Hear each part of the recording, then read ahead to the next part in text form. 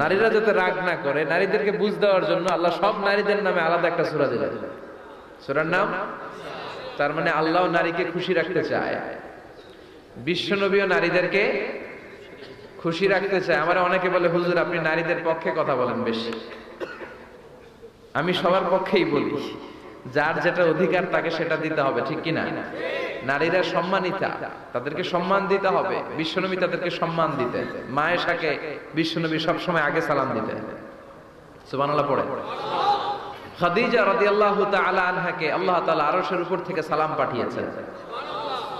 এজন্য নারীদেরকে সালাম দিবেন বেশি বেশি।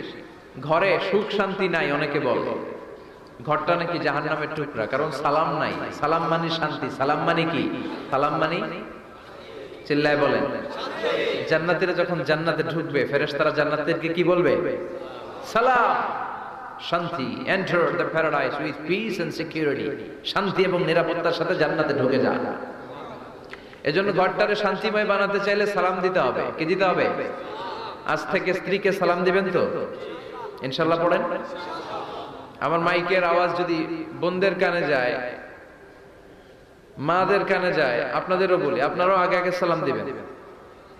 এই দৃশ্য বাচ্চারা দেখলে বাচ্চারাও সালাম শিখবে, ঠিক কিনা? মা খাদিজার ব্যাপারে আল্লাহ বলেছেন, জিব্রাইল তুমি যে খাদিজারে আমার পক্ষ থেকে সালাম দিয়ে দাও, আর খাদিজারে বলে দাও জান্নাতে খাদিজার জন্য এমন ঘর আমি প্রিপেয়ার করে রেখেছি যেই ঘরের ভিতরে কোনো নয়েজ নাই, কোনো আওয়াজ নাই, কোনো ডিস্টার্ব নাই, আছে শান্তি। সুবহানাল্লাহ। কারণ বিশ্বনবীর জন্য খাদিজা নিজের ঘরটার এরকম নয়েজহীন, কোলাহল মুক্ত, শান্তিময় করে রেখেছিলেন।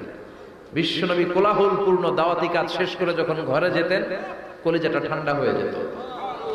বিশ্বনবীর জন্য এমন একটা ঘর রেখেছিলেন মা খাদিজা, ওই ঘরে বিশ্বনবী যখন প্রবেশ করতেন, বাইরে যত মারপিট হয়েছে, মারামারি হয়েছে, কাফেরদের যত অত্যাচার সহ্য করেছে, ঘরে ঢোকার সাথে সাথে নবী সব ভুলে যেতে। এত মায়া, শান্তি, প্রশান্তির ঘর খাদিজা বানিয়েছিল।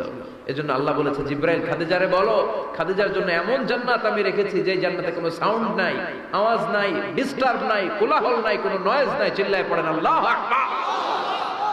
এজন্য মায়েরা খাদিজার জীবনী থেকে শিক্ষা, স্বামীর জন্য ঘরটারে প্রশান্তিপূর্ণ করে রাখবেন। প্রশান্তির একটা জায়গা যেন হয়।